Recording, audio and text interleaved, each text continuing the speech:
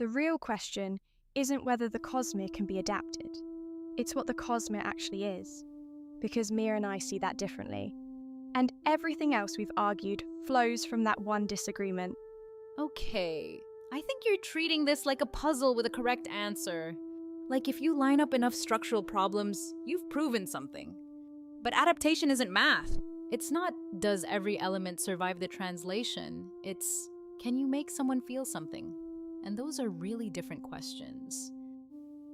That's actually much harder to argue against than anything you've said so far.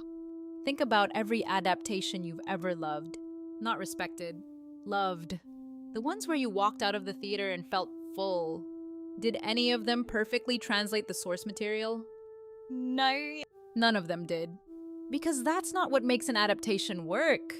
What makes it work is when it finds the feeling of the thing and rebuilds it in the new medium. Not copies it, rebuilds it. You can't calculate whether it'll work. You can only watch someone try.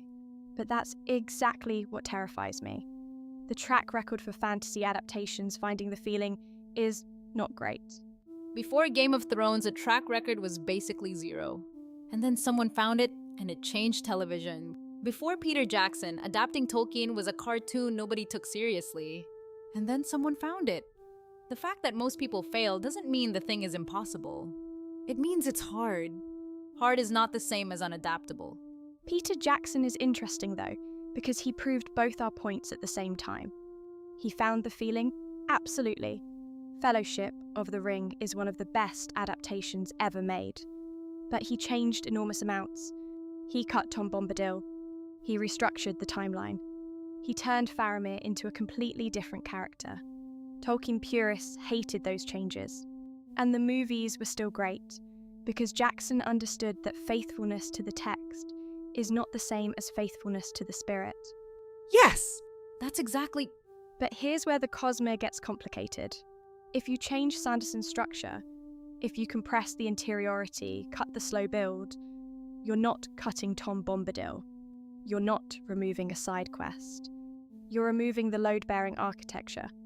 The slow build is the spirit. At least, I think it is.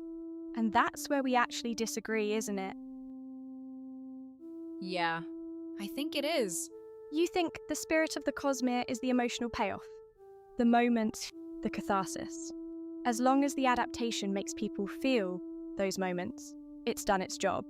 Yes. And I think the spirit is the journey to those moments, the weight you carry before the release.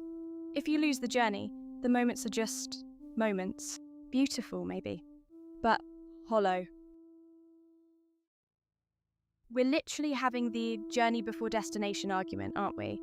Oh God, we are. Sanderson would be very smug about that. He would be smug about that. He'd put it in an epigraph somehow. But here's why I still land where I land. I have a friend who doesn't read. At all. She watched Game of Thrones and it broke her open. She cried over characters she'd never read a word about. Not because she'd spent 500 pages with them. Because the show found a way to make her care. And if someone can do that with Martin, someone can do that with Sanderson. Maybe it won't be the same experience as the books, but it can be its own thing. And its own thing might still be extraordinary. I want to believe that. Then believe it! It's not that simple.